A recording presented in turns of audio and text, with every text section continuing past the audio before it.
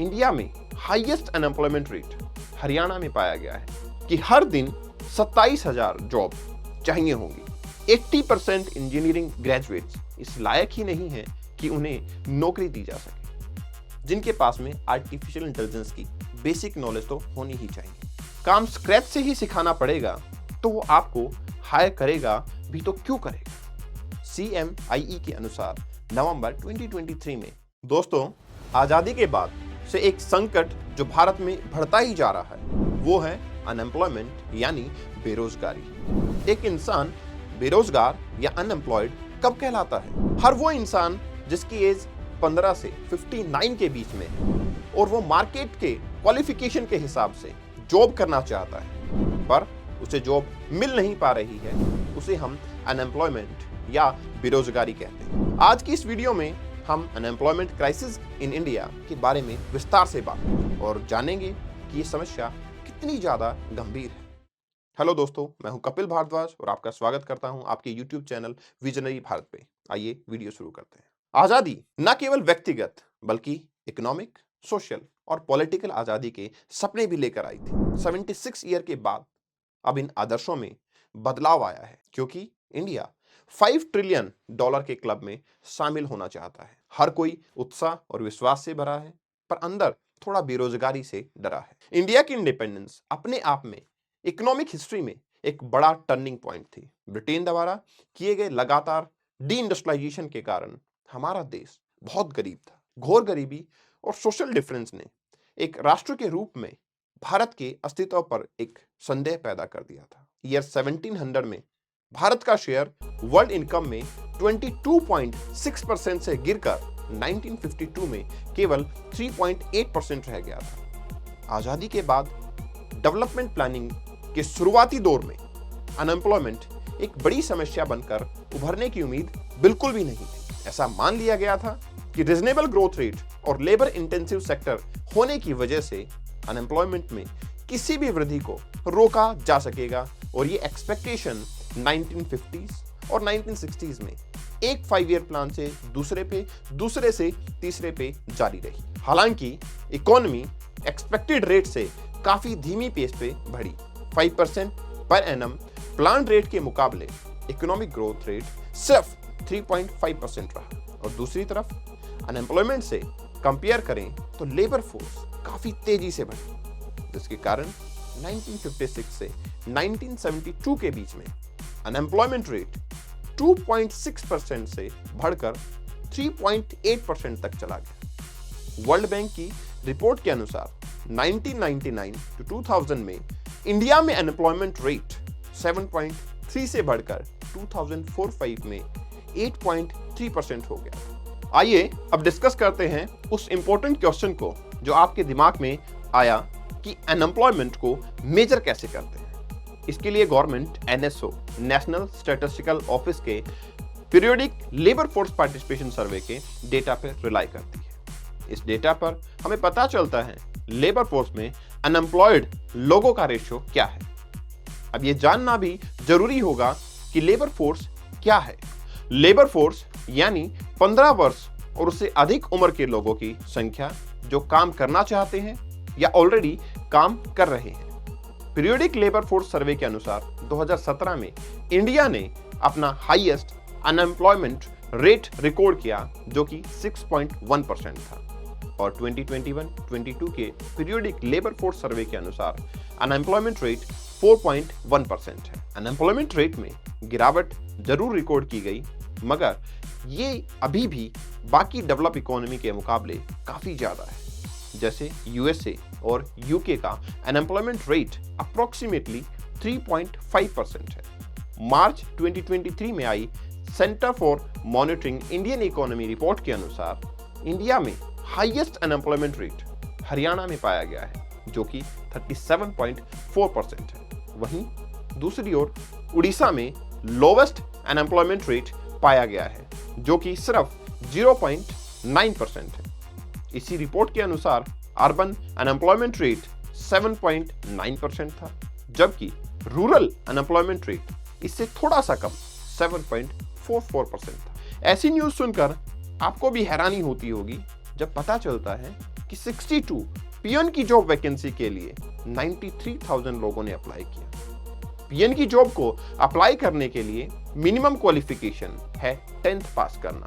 पर आपको जान के हैरानी होगी कि 93,000 एप्लीकेंट में से 3,000 पीपल पीएचडी होल्डर थे, 50,000 पीपल ग्रेजुएट और 28,000 पीपल पोस्ट ग्रेजुएट थे। इंडिया ने $5 ट्रिलियन इकोनॉमी बनने का सपना देखा है, लेकिन हमारे सामने एक सबसे बड़ा चैलेंज है अनएम्प्लॉयमेंट।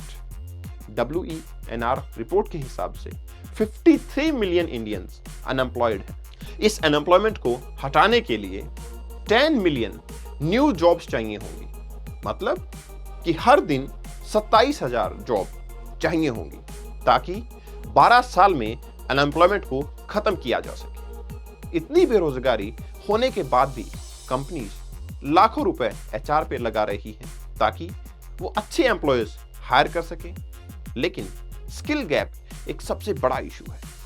2019 के एक सर्वे में ये सामने आया कि भारत में एग्जिस्ट करने वाले 80% इंजीनियरिंग ग्रेजुएट्स इस लायक ही नहीं है कि उन्हें नौकरी दी जा सके। टेक्निकली उनके पास बीटेक की डिग्री तो है, पर प्रैक्टिकल वर्ल्ड में उन्हें कोई काम दिया जाए तो वो उसे एग्जीक्यूट नहीं कर पाते। ऐसी सिचुएशन में जब एम्प्लॉयर को काम स्क्रैच से ही सिखाना पड़ेगा तो वो आपको हायर करेगा भी तो क्यों करेगा।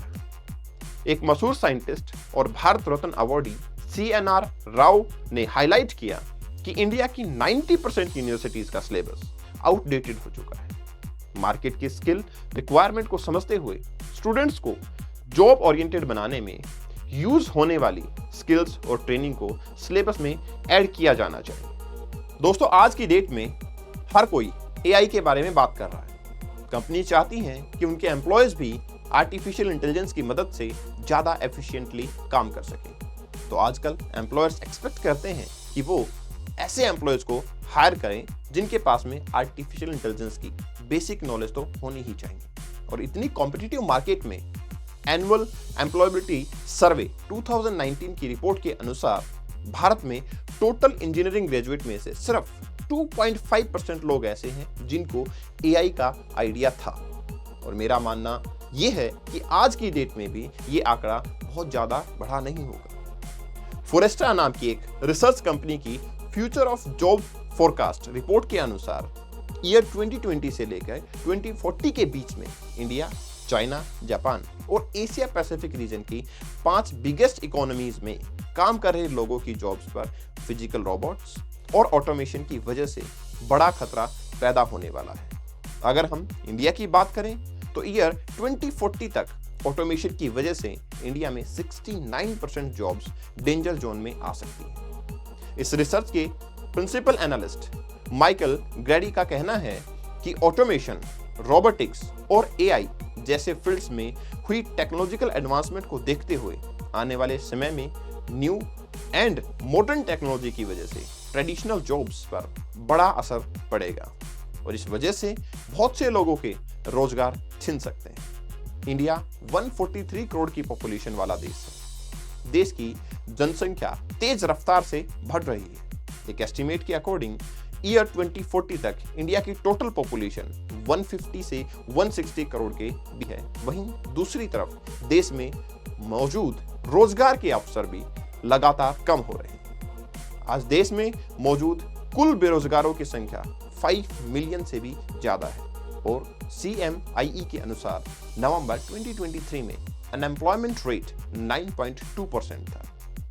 कॉन्टिन्यूअस इंक्रीज होती पॉपुलेशन और लिमिटेड एम्प्लॉयमेंट अपॉर्चुनिटी की वजह से आज हमारा देश अनएम्प्लॉयमेंट रिलेटेड चैलेंजेस को फेस कर रहा है। अपॉर्चुनिटी और भी ज्यादा कम हो जाएंगी। साथ ही बहुत से सेक्टर में ऑलरेडी काम कर रहे लोगों को भी बेरोजगारी का सामना करना पड़ सकता है। दोस्तों, इंडिया आज दुनिया की सबसे युवा देश है। गवर्नमेंट डेटा के अकॉर्डिंग आज हमारी पॉपुलेशन का 54% 25 या उससे कम ईयर के लोगों द्वारा कॉन्स्टिट्यूट किया जाता है। वहीं ईयर 2040 तक देश की जनसंख्या का 60% हिस्सा इन यंगस्टर्स द्वारा ही कॉन्स्टिट्यूट किया जाएगा। ऐसी सिचुएशन में आने वाले टाइम में इस यंग इंडियन पॉपुलेशन को सुटेबल एम्प्लॉयमेंट अपॉर्चुनिटी प्रोवाइड करवाना एक चैलेंजिंग टास्क होगा। आइए ये भी डिस्कस कर लेते हैं कि सरकार ऐसे क्या स्टेप्स ले सकती है जिससे अनएम्प्लॉयमेंट और गरीबी को कम किया जा सके। मेरे हिसाब से सरकार के पास कोई ना कोई पॉपुलेशन कंट्रोल स्कीम लानी ही चाहिए।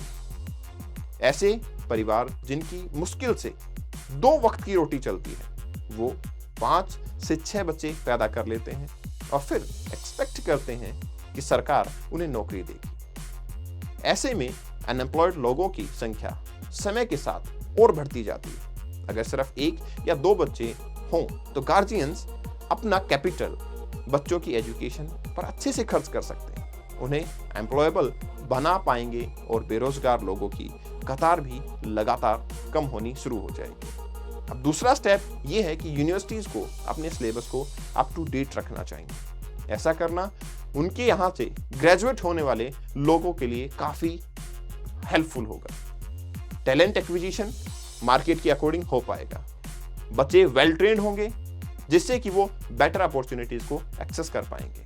और अगर यूनिवर्सिटीज ऐसा नहीं करती हैं तो ये आपकी जिम्मेदारी बनती है कि आप खुद को मार्केट के हिसाब से ट्रेन करते रहें और नई स्किल्स एक्वायर करते रहें। अगर आपको वीडियो पसंद आई तो लाइक करें और चैनल को सब्सक्राइब करें।